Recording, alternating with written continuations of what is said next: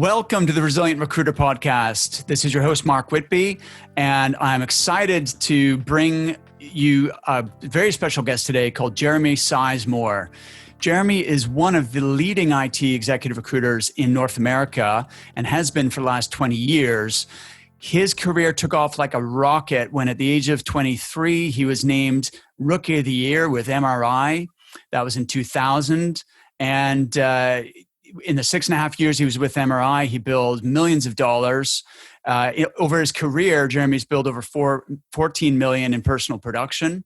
And he's placed IT executives, cybersecurity talent, all the way up to CIO, CTO, CISO levels across all areas of emerging technologies. ASAP Talent has 75 Fortune 500 clients throughout North America, as well as internationally in Singapore, Germany, and even over here in the UK. So, Jeremy, welcome and thank you so much for being here. Thanks for having me, Mark. Looking forward to it. All right, awesome. So you were introduced to me by our mutual friend, Rich Rosen. How do you know Rich?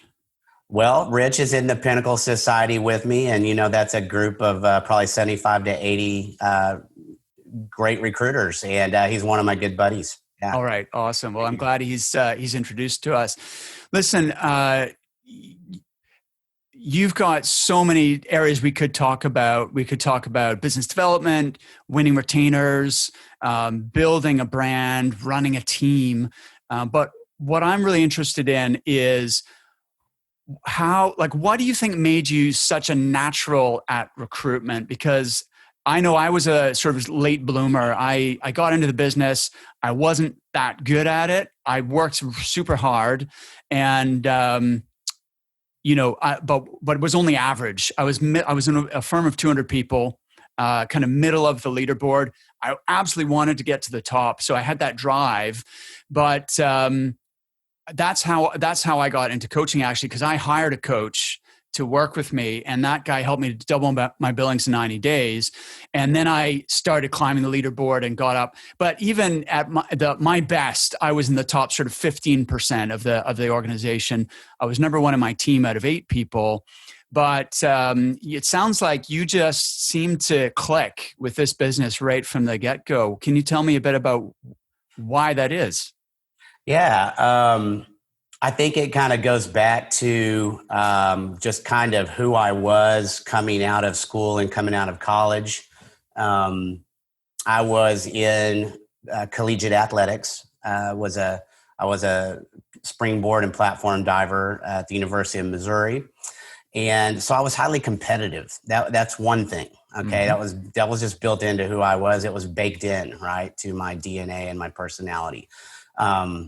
I think a lot of us have a natural personality style, right? And mine was the classic recruiter profile in terms of being very extroverted personality type, probably, high confidence, being in competition, right? And competing. One of the things that was interesting is I know some recruiters are very money motivated. I wasn't, but I was competition motivated, right? Like when I would see rankings or just want to be the best. And so it was more of a competitive drive part. And then being at such a young age in 2001, when I got started in the business, it was really 97% on the phone. The model that I was in was Management Recruiters International. And it was an office in St. Louis, Missouri, 3-4 hours from Chicago. And I was in the Midwest market. And they just said, hey, we want you to be a general IT recruiter for St. Louis. And it was a full desk model where I had to do business development and recruiting. So I had to do both. And here I am, 23, getting started, didn't know anything about search. And I just didn't know what I didn't know. So I sat down and watched some MRI video-based trainings. And like on day 3, they're like, here's a phone, get going, right? And so I did. I just did what they told me to do. And I will say that I didn't have any qualms about calling people that had titles that were director level or VP level or C level. And I just got on the phone and I went. And I think a lot of people are a little bit intimidated by that. They get They have paralysis by over-analysis, or, it's a fear of, should I call that person or not? And in those days in MRI, it's like you had 90 days to make your first deal.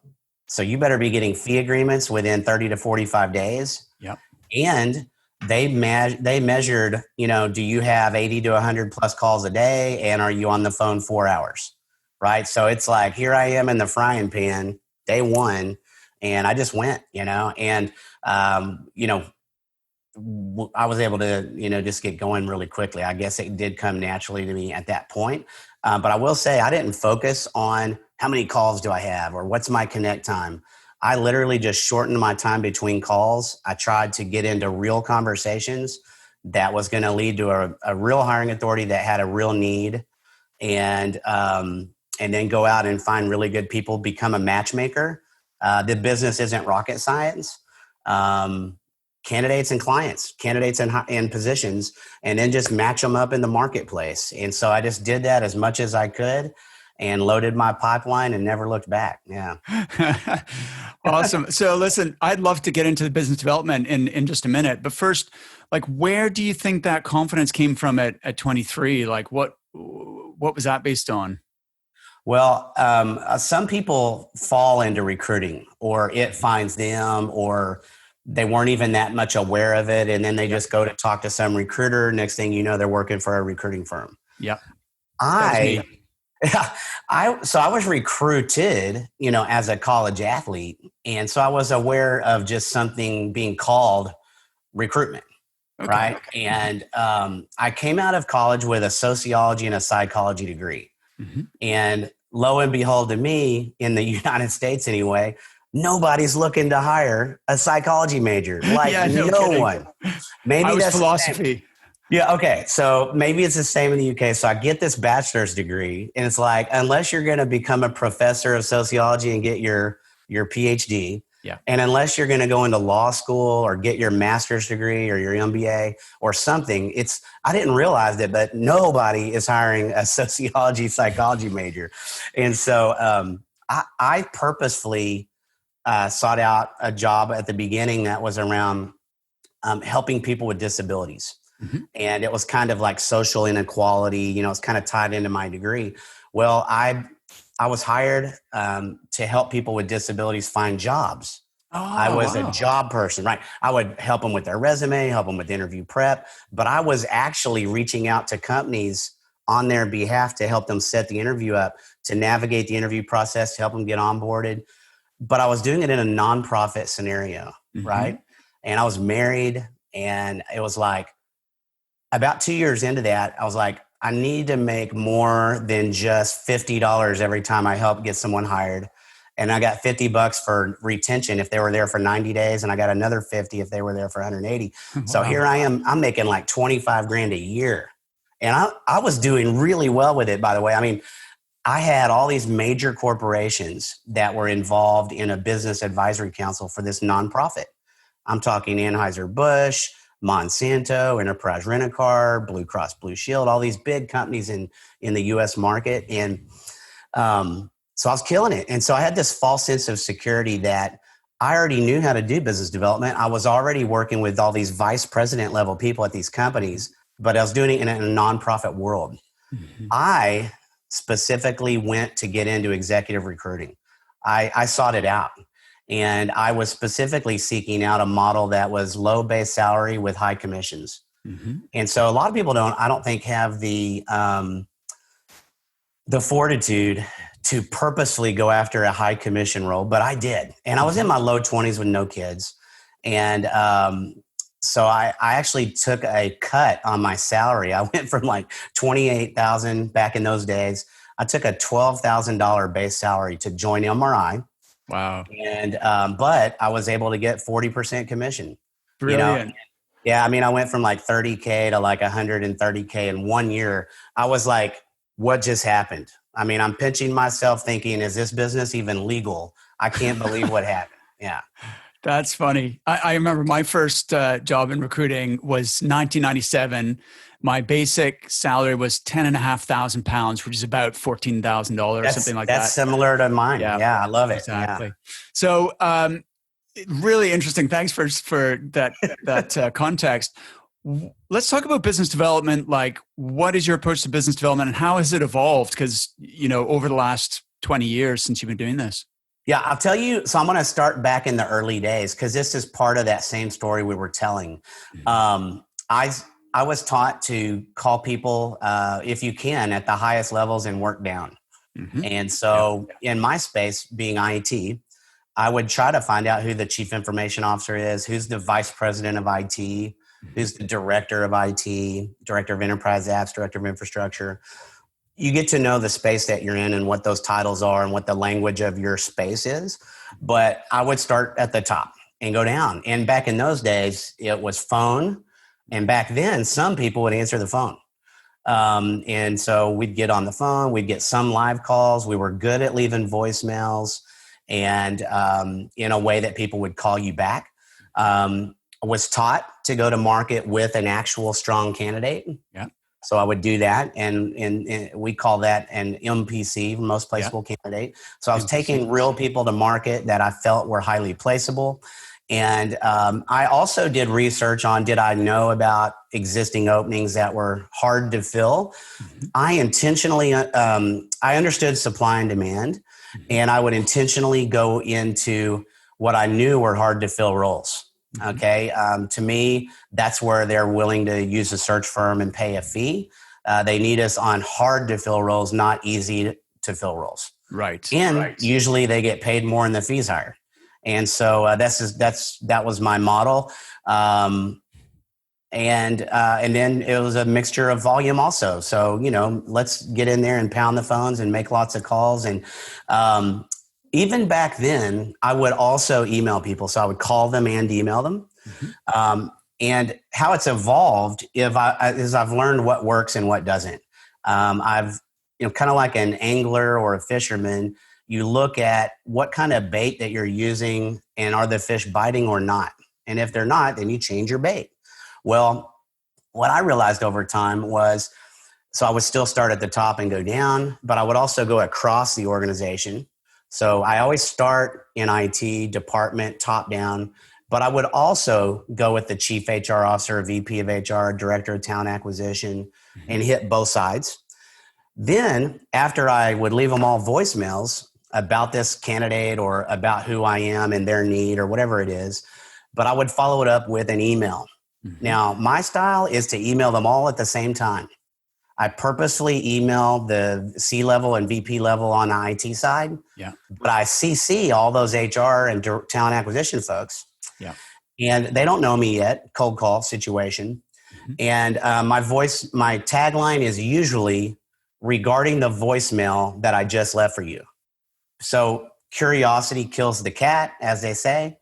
I wanted to create curiosity, and my style is they need to hear the voicemail and or they need to open your email. If they don't open it and they delete it before even seeing it, you've accomplished nothing. The other thing is I want to elicit a response, good or bad. I don't care. I do not want to be ignored. Like I want a response one way or the other. This style does that. For people that aren't getting responses, if you will start at the top, go down and across so that you're hitting 6 to 8 people inside that target company, and then you email them, email the highest levels and CC the other ones, which might be director level also, like director of talent acquisition.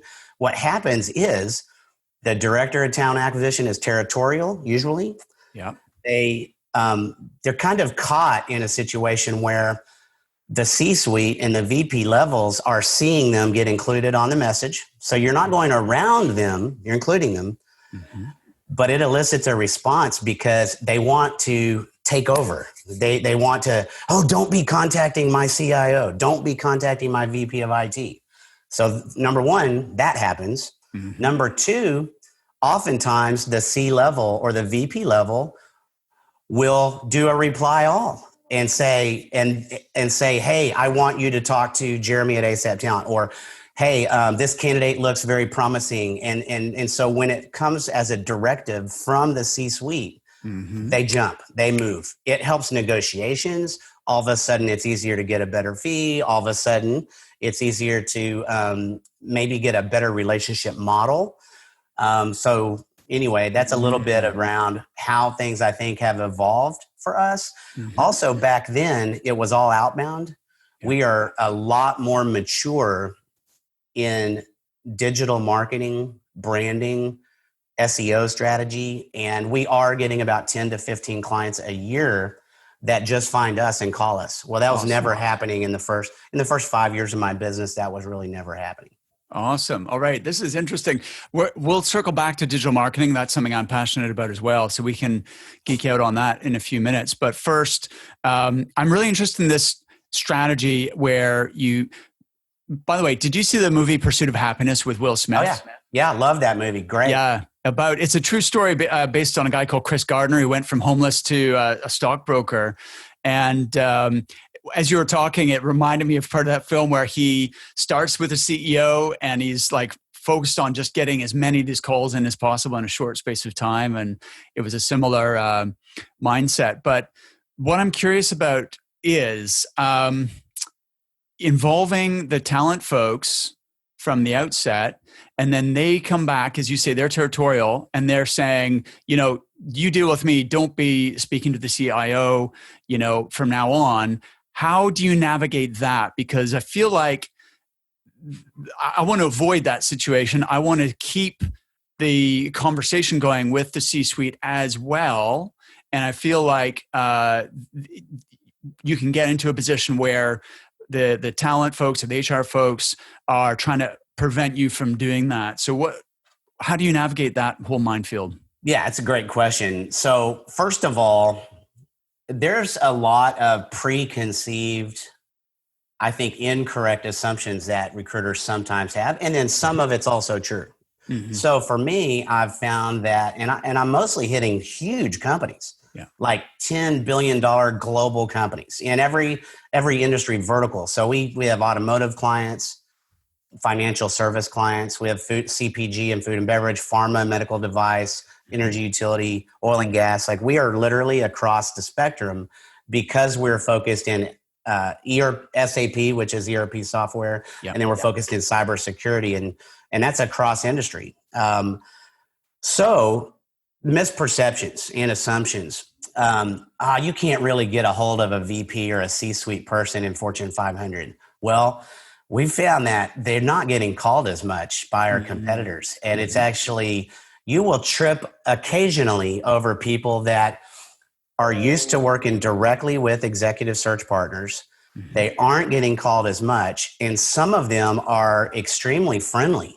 Yeah. Some of them know the value of executive search, and almost all of them have been placed by talented recruiters multiple times in their career. Whereas when you're calling people in cubicle land, right, that are next to other people, then they feel like, I can't talk right now. This recruiter shouldn't be calling me at work. I'm going to get fired if someone finds out about this. You call the higher levels, they have their own office. They shut the door and they have a conversation with you. And so that absolutely does happen. Now, there are companies where they're very territorial, HR and recruitment. And there are companies where it's like, don't talk to the C-suite or don't talk to the VP level. That definitely happens also. When it does, I always want to remind recruiters that when we are not an existing partner with a new company we're going after, there are no ground rules. On the very beginning, how can you really get in trouble for something? Exactly. Yeah, right. Yeah, you don't know how it works, and neither do they. And so what I tell the company in that situation, what I tell talent acquisition is, I'll say, okay, sorry. The other companies that we work with, we have strong relationships with C-suite. First of all, you want to set the tone of how your company does business, right? So getting really good at transitional statements is something that account executives and recruiters need to be better at. Most of the challenges that come our way are very predictable. Yep. Like the same 20 challenges, whether it's a HR or talent acquisition person talking to us, or whether it's a hiring authority talking to us, it's really the same 15 to 20 things over and over and over again. And that's one of them that you're talking about, right? And so, look, Mr. Hiring Authority, or look, Director of Talent Acquisition, the clients that we work with view us as a very strong partner. We're not in very many vendor models. We do about 40 to 50% of our work is retained and exclusive. And we work at all levels. So we do VP and C-level search, but we also do director and manager. We are not purely executive retained. We do all levels within SAP.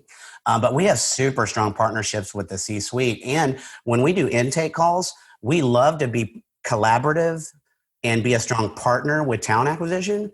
But we also, to be successful, have strong partnerships with the actual hiring authorities so that we can better understand the need and the culture fit. If that's not the model that you work in, honestly, this may not be the best partnership. And so that's where we're at. I didn't talk like that in my first 3 years because I just wanted to get every fee agreement I could. Mm-hmm. But I think you evolve a little bit more over time. And what you find out is that the language we use and the way we set up early partnerships and the having confidence without being overly arrogant, but having that level of confidence to say this is how we are most successful, you get put in a bucket real fast. Are you going to be in the contingency vendor bucket, or are you going to be in the, oh, these guys are different, they're highly specialized, they have strong partnerships bucket? Because a lot of companies use firms from both buckets. It's really a matter of which one do you want to be in. Right. That's a good insight right there. I love that. I hadn't quite thought of it that way before. So first of all, thank you for that verbiage. That was really nice. And I love the part where you're almost taking away your service a little bit and saying, look, if you're not open to that way of working, then maybe this isn't going to be a good partnership for both of us. Because it lets them know you're not desperate for their business, and that you're not willing to, bow and scrape in order to, get an opportunity. I think you have to be refreshingly honest with clients, right? And HR and talent acquisition, they don't expect a firm to talk like that. But I will tell you, it sends subliminal messages to them. It sends the message that we're not desperate. Yes. Oh, they must be a very good firm. It helps with your negotiations when it comes down to numbers. Yeah. And whether you are going to get some skin in the game, maybe a financially committed search versus contingency. Mm-hmm. And if they have a real need, if they're in real pain, and if you had a really good MPC candidate, if the VP or C level said, hey, we really want to talk to that person, those are a lot of ifs. But in those scenarios, you have a lot more negotiating power than you think you do. Excellent. I love it. What did you mean when you said a few minutes ago about transitional statements? Okay. So when I do training or talk to my own team, I talk about transitional statements in a lot of different ways. And I put some frameworks in place that help people out in recruitment. But one of them is if I will you. It's called the if I will you. Some people call it a close, or I call it phraseology. And it can be used with candidates, it can be used with clients, and it can be used in a variety of scenarios. And so, like when a firm says, what's your fee agreement? Especially in the first 2 minutes of a conversation. Right. You need to have a transitional statement because, to me, you should not talk about fee at that point. Agree, 100%. Yeah, so transitional. And once you know your transitional statements, you'll use them over and over and over again, and you can get really good with them. But so that transitional statement for me is, look, we'd love to talk about fee. In fact, we work in more than one way when it comes to how we set up our partnership. But in order to talk about what type of financial agreement would work, I need to ask you a couple of questions first. Would you be okay if I ask you some questions, have a little bit of dialogue, and then at the back end that I propose 2 or 3 different financial options on how to work? So that would be an example of a transitional statement. And we use them in a lot of things. They say, well, let's say that you're at the end of the conversation and the client says, look, we only work on contingency and we only work at 15%. Right. State something low, something crazy, right? And we could use an if I will you statement. And in that example, I might say, and especially when I train other people, they might know I'm the president of a company, but if I'm training recruiters, I always say, act like you're not the decision maker. And so say, if I could get to 15 to 20%, which I really don't know if we can, all of this stuff we're working on right now is all higher than that. But if I could, would you be willing to go exclusive and retained? And then just be quiet. Always, if you're going to give something up, get something else back of equal value in return. And so that's a good example. Like if we like to work at 25 or 30%, and they'll say that they say 20 or they say 22, I say, look, I don't even have the authority to, to go that low. Make sure they know that that's low. But if I could, would you be willing to give us a $10,000 retainer and go exclusive?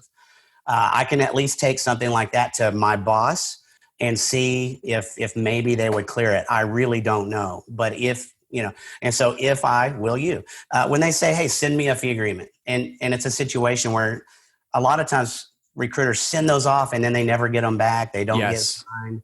And say, if I send you the fee agreement, would you be willing to get it signed and back over to me tomorrow? Could we go ahead and schedule a call to go back over any concerns you might have and discuss how to, so close for action. But those if I will you statements, I mean, once you know that framework, you can use it with your kids, your spouse, use it with all kinds of Jeremy, areas. there's no way I'm going to, my wife already says to me on a regular basis, two things. Mark, don't try and coach me. Right. When I start getting into that kind of territory with my questioning or whatever. And Mark, don't try and close me. Right. Yeah, don't use your business techniques on me, buddy. Exactly. And I do it without, it's not like I'm trying to, it's just hardwired now into my brain. So yeah, right on. Yeah, that's funny. Okay. Awesome. Jeremy, you've already earned your, earned your spot here with that little bit of training. Thank you for that. It was beautiful.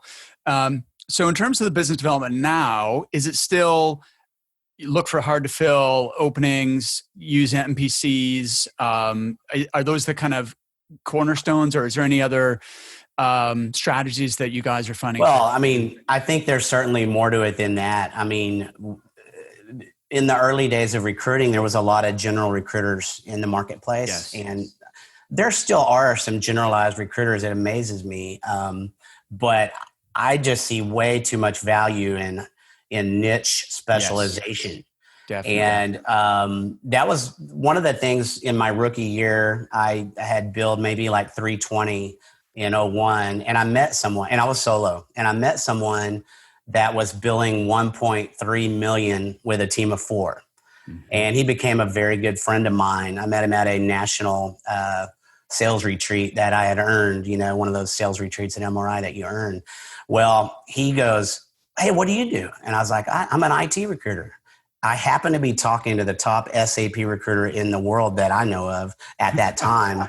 And so he was IT, but he was specialized. And he goes, man, if there's one piece of advice I can give you, it's specialization. He goes, you need to go back and get much more narrow and focus. He talked about recyclability of candidates. Yes. He talked about becoming a true expert in your space, where the amount of jargon and terminology that we have in IT is crazy. It's ridiculous. And so he talked about being able to become a true expert in terms of how you talk with clients and candidates and how it sets you apart. So I did that. I mean, and so that year, I mean, I think I increased like from 320 to 450 literally in 1 year just from doing that. And that was part of the main reason why for 7 years we were able to go up, up, up, up, up. We also built a team concept, started adding some bandwidth, and all those things were all true. But the first thing that changed was specialization.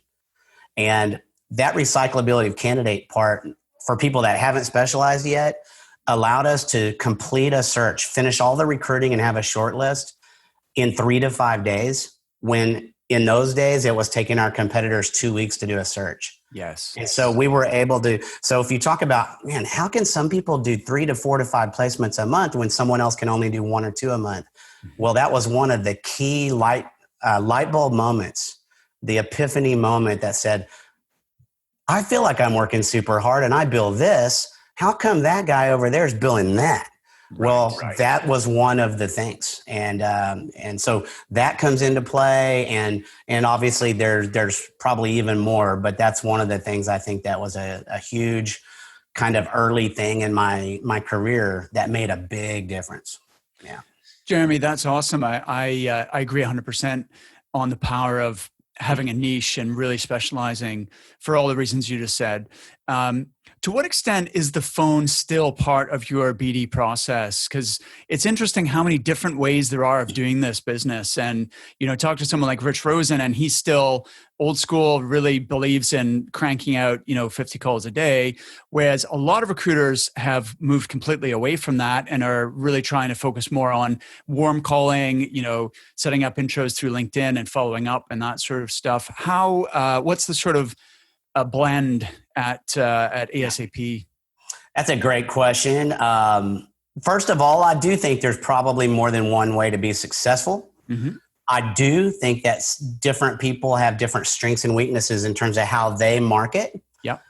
But what works in a great market, great economy, isn't always the same thing that works in a tougher economy. True. And, so when you talk to people that have been in business for 20 plus years or 30 years, that have been through multiple downturns and upturns, you will, I think, find that most of them will tell you the gloves got to come off in a market like what we're in this COVID economy. The gloves got to come off. You've got to do things differently. And it does, for me, mean more proactive reach outs. The percentage of your day that is marketing versus recruitment, for some people in a good market, it's 50-50. For some people in a great market, it becomes 80-20, meaning that 80% becomes recruitment because they got so many good searches and clients. Yes. And then some people, unfortunately, even go to zero on marketing. Right. That's the big mistake, right? Big mistake. Ouch, ouch, ouch. But they'll still do it. Mark my words, you get someone with 20 to 30 searches. I got more business I can handle. I better just stop. What they're not realizing is what they think of as an A client or A opportunity. I love to talk about that with recruiters. I say, what do you think's an A client? And they'll give you your definition. Say, well, it means that I get to work directly with the hiring authority. They work with me exclusively. Whatever it is, the fee agreement's awesome. And so they describe an A client. I say, man, that does sound like a pretty darn good client. I say, what's their brand in the marketplace on a 1 to 10 scale? Well, their brand's a 7. Oh, it's not a 10. Okay, that's interesting. So it could be better.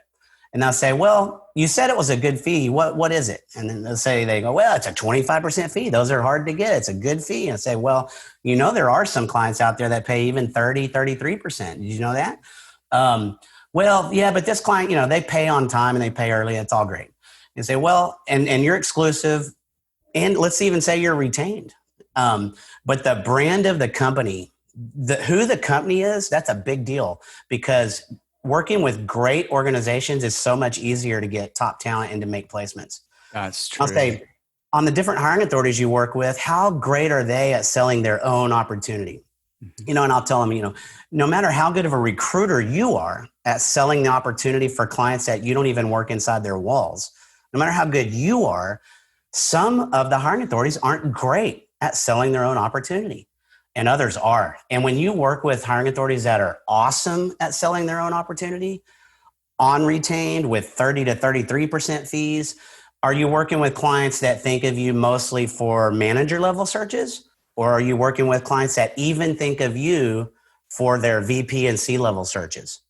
Have they used you on a board of directors search yet? And my point is, are they in what's the location? Is it a major city that's easy to find talent? Or are they in a mid-market or even a middle of nowhere that's super hard to place? And my point is that you never stop business development because, and you think of the term or the concept of top grading for an organization with their people that they hire. Well, what about us top grading our clients who we think is an A client right now? If we had even better clients, all of a sudden your A's become your B's.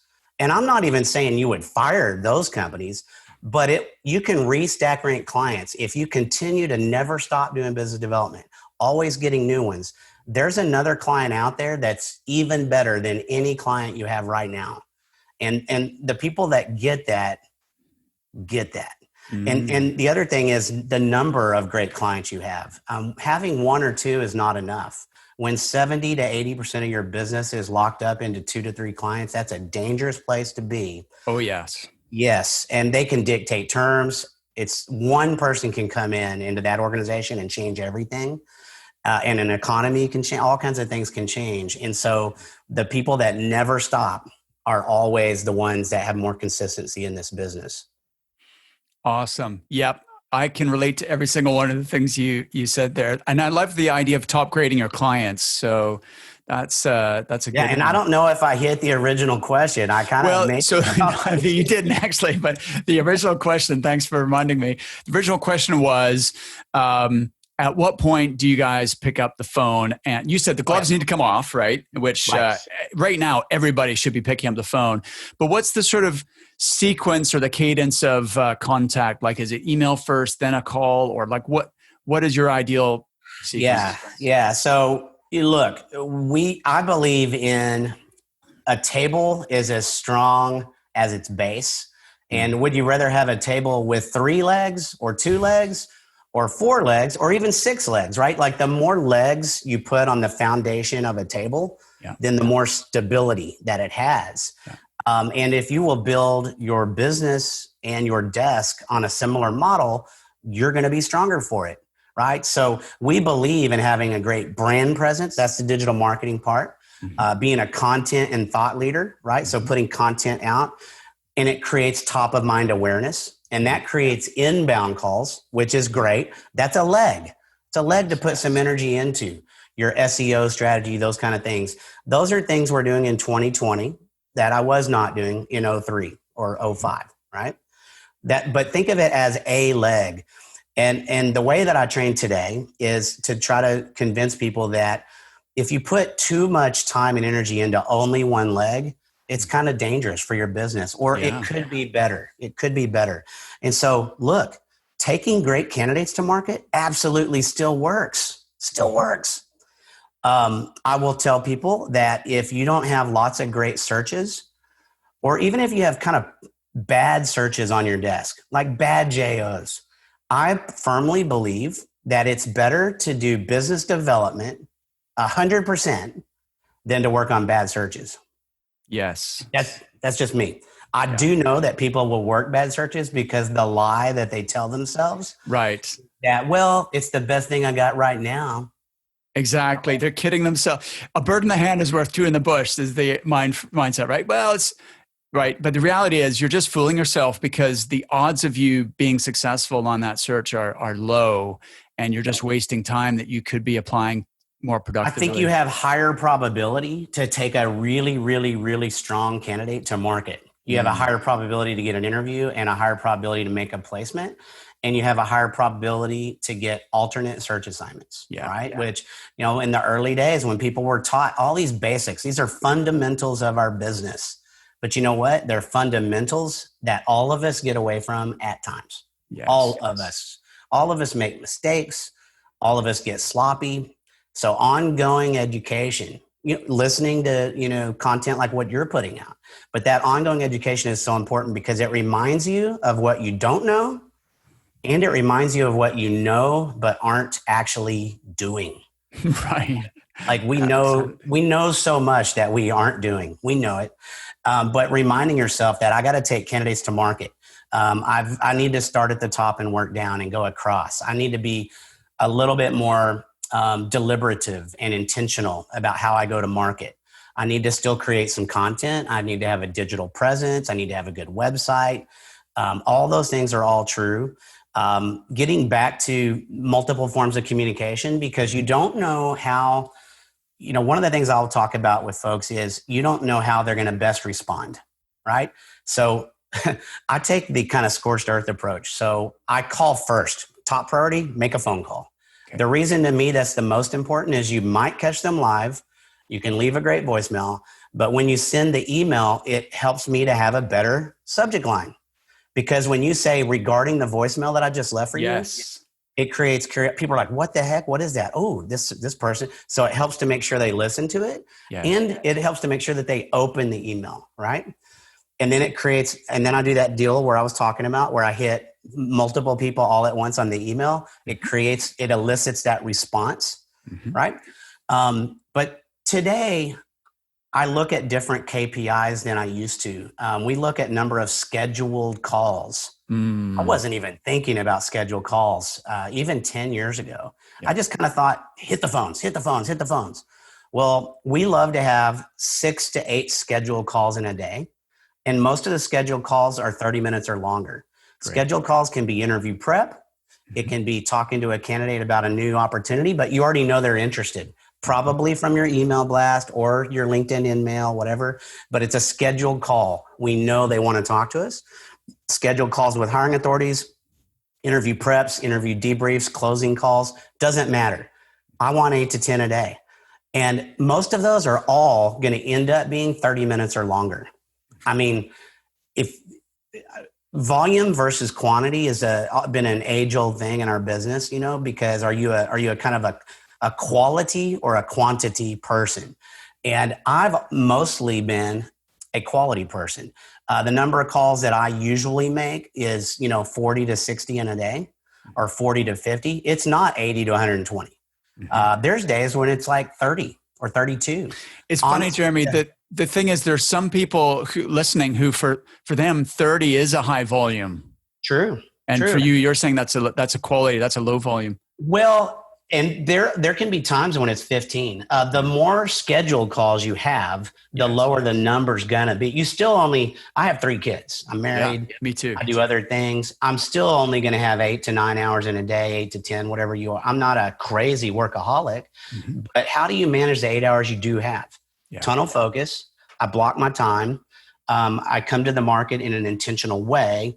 And then if you have more scheduled calls, you're probably gonna have lower number of calls. But all of a sudden you look up, your day's gone. You've been on the phone the whole day, and your connect time's usually high. That's the type of person I was. But I have seen people that bill really high that are volume people. And so both can be good. When I become really concerned with folks that I'm coaching, it's when both of those numbers are low. When you don't have volume or quality, and your connect time is like under an hour and a half, and you don't have very many scheduled calls, and you don't have very many number of calls, then almost every time you peel the onion back, you look under the hood, if you will, and then they don't have very many fee agreements. They don't have very many searches. They don't have very many candidates currently interviewing. And these are all the KPIs that predict success. Yes. You can really predict whether someone's probably going to make a placement in the next 30 days or they're probably not. Yeah, I agree 100%. So thanks for that, Jeremy. That's brilliant. Let's talk a little more about digital marketing because it's something that's come up again and again over the last 30 or however many minutes we've been talking. What are the most, because here's the thing, there's so many things you could do, right? There's so many different ways of marketing your business. And the challenge, especially if someone either has a small boutique or they're a one-man band, as solo practitioner, is there's only so many hours in the day, so you can't spread yourself too thin. If someone came to Jeremy and said, "Look, I know I need to do more to position myself in the market, to build my brand, to be perceived as an authority, to put content out there," what would you tell them to get started? Like the most important, like let's say top 3 things they should spend a little bit of their time doing. Yeah, I have 3 to 4, and right. I am the person you described. I'm the low budget guy that doesn't want to spend $30,000 a year on digital marketing or media or SEO. I'm the guy that's a little bit self-taught, and I'm the guy that I don't want to be consumed with doing nothing but writing articles. Right, I don't want to be consumed with internet surfing or any of those things. Like, what activities can we focus on that produce the most revenue for us? And what do I want to take on myself versus what do I want to outsource? So all of those things are all good tangential, potential conversations. But I'm going to focus on what would I tell that person? Number 1, the best bang for buck for me and I try to do it once a quarter. So it'll take me 2 hours, maybe 3 to do this, but I would only do it once a quarter. It's not a daily thing. It's not a weekly thing. It's not even a monthly thing. Once a quarter, write a press release. Whether you want to get a ghostwriter, have someone else in your organization do it, or whether you want to do it. But we write a press release, and we find a good reason to write it. It could be about a placement we made. It could be about a new service offering. It could be some commentary on the economy, the marketplace, unemployment, whatever it is. But what we do with that press release is it's all about SEO. All about SEO. We'll think of the top 10 to 20 phrases that we want to be found if a potential hiring authority was searching that phrase. Mm-hmm. So for us, it's SAP recruiting firm, SAP executive firm, cybersecurity headhunter, and use different words. You could use staffing versus search firm, or talent acquisition versus, whatever, or contract staffing versus search. The word placement. Some people use the word agency, right? So we do 20 different phrases. It almost always has the word SAP or cybersecurity in it, but we change the phraseology on executive search, recruitment firm, talent acquisition firm, staffing agency. You don't know what word who's going to use, but it always for us has SAP and cybersecurity. We'll mix in geographies like North America, United States, whatever, international search, whatever. And even at some point, we wanted to increase our SEO around certain service offerings like board of director search. Mm-hmm. We wanted to do more board of director searches. Mm-hmm. So we did a press release about how we placed a board of director search. And so whatever phrases that you're trying to become more known for, you want to build those into your press release. It cost about $250 to use a press release distribution company to distribute your press release. We use PR Web, prweb.com. There's 2 or 3 top ones in the world. PR Web's one of them. There's other ones out there as well. But yeah, for $250 to $300, those phrases that you sprinkle in, especially the ones that you put toward the top and in the first paragraph or two, and in your heading, which is kind of like the title of your press release, those carry more weight. But you will find that within 1 week on Google, that those key phrases will be on page 1 because of that press release. And press releases I wrote 3 and 4 years ago are still live on the internet. They have links back and forth to your website. So they have those links help your SEO. Yeah. I'm self-taught on all this, but for a low bang for buck, we've always been page 1 for SAP recruiting firm, SAP executive search firm, all these things. And it's because of, in my opinion, that's one of the top things. Having a good website, having the right URLs, using the right words, that's all key. But the press releases. Number 2, we create social media graphics with Canva. Canva is super easy to use, canva.com, to create like these to create some imagery that goes with your job link. So we'll post our job on our website. We have an Indeed budget that feeds into that. Yeah. We'll create a graphic for that job, and then it'll have a link with it. But that social media graphic, if you use those on your LinkedIn posts about your jobs, you get a far higher engagement and more people see it. So using a good social media graphic and creating some content that just looks more professional and doing it regularly and often. But this is a low time thing. I can create something on Canva in like 10 minutes.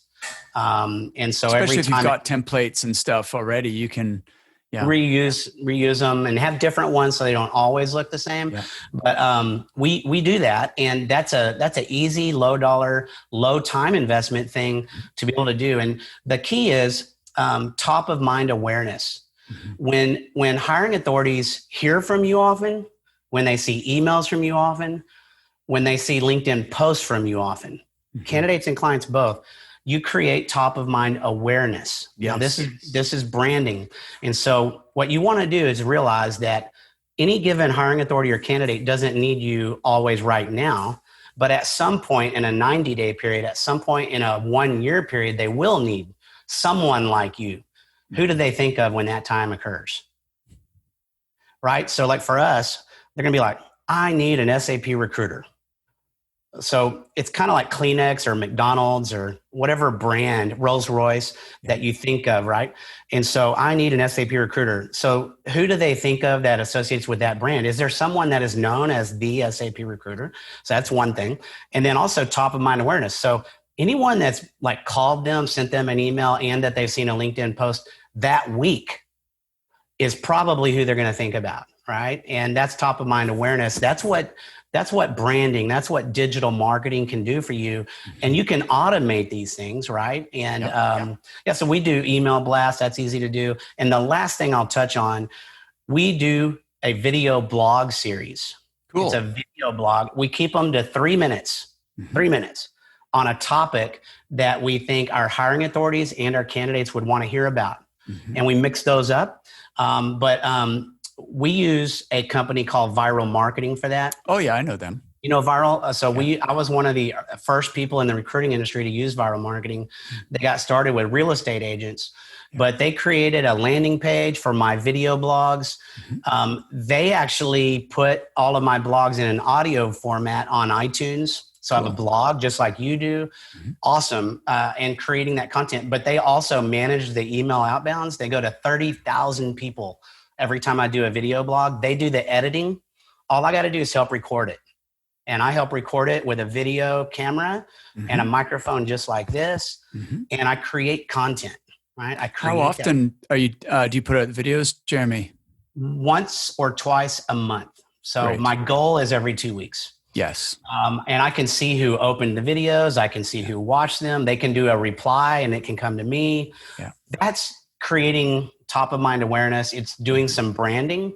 It's being a thought leader. It's creating content. And on that one, I believe we pay maybe $500 a month for that. But they help create our landing page. They do the iTunes stuff. They do the editing of the video, which is not me. I can't do that. They manage the email campaign so that I don't become a spammer. So I get a good bang for the buck that's not breaking the bank. And I think it's good for people to just choose 2 or 3 things that you want to do that work on your branding or your imaging. That's within your budget. That's within the time you can put into it. But people that do nothing in this area, they're missing the boat. And I'll tell you why. We do get 10 to 15 companies that call us per year inbound that we didn't have to do anything for them to call us. The percentage that we turn into retained, 80%. Yes, because the positioning. When we call a company that we're calling them, it's around 20% that we're able to convince them to go with a financially committed model. When they find you, there is a perception that that is the answer to our problem. This is who I need. And it changes the power dynamic, and we convert more of those to retain clients.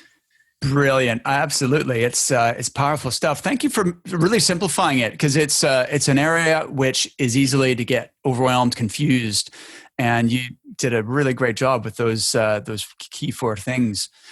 Jeremy, do you know what? I think I'm going to have you back on another occasion, because there's other things I wanted to talk about, like building a firm. You've got a Rainmaker model going on with a team of 5, high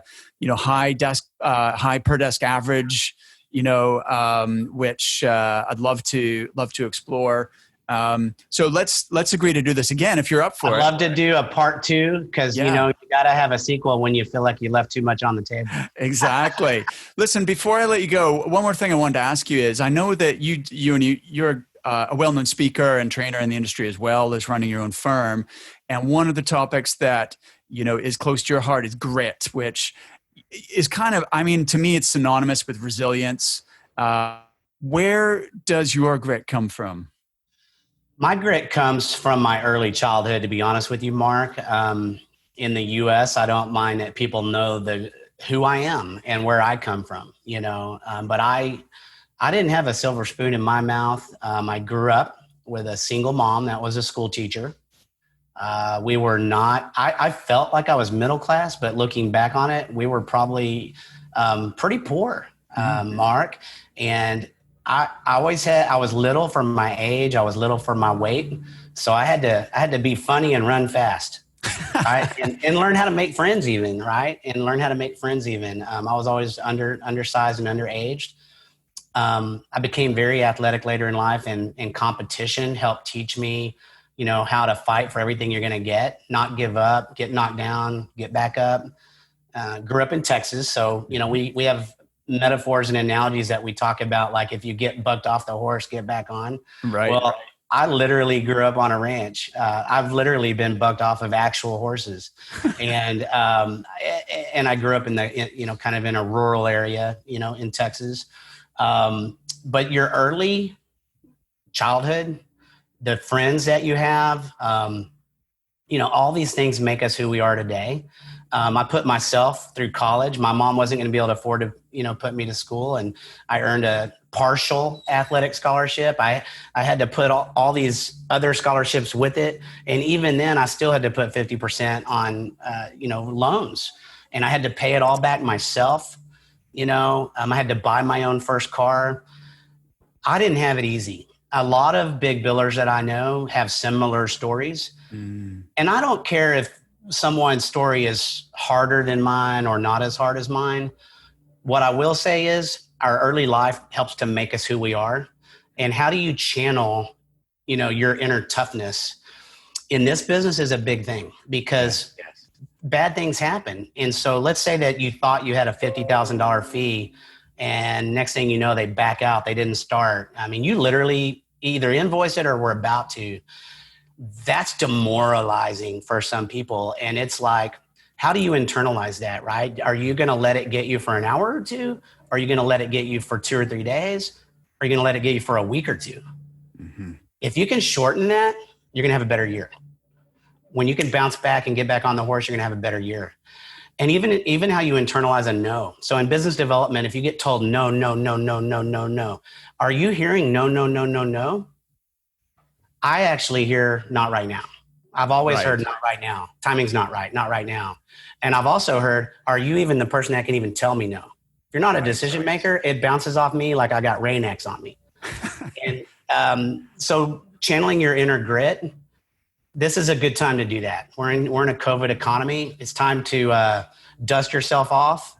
You were talking about the pursuit of happiness. If you need to go watch that right now to get motivated, go watch it. But after you're done with that, come out of the chute. Come out running. It's time. You got to make your own success. Luck has nothing to do with it. Get off your high horse. Get off your pity party. Just so you know, someone out there right now in your same market's killing it. Right. Is it going to be you, or is it going to be someone else? Awesome. That's a great place to stop. Jeremy, listen, I will include like your full bio and links to your website in the show notes, which will be at recruitmentcoach.com/podcast. But if people want to reach out to you, what's the best way for them to contact you? Yeah. So website, asaptalentservices.com. Okay. And my email is just my first name, Jeremy @asaptalentservices.com. I'm a pretty approachable person. Connect with me on LinkedIn, drop me a note, and try to be helpful to the industry, because the more that we lift our whole industry up, the better it is for all of us. I agree 100%. That's part of why I'm on this mission and doing this podcast. So thanks so much, Jeremy. I really enjoyed this one. Thanks, Mark. I do appreciate it. You guys have a great one. Take care. Yes, sir.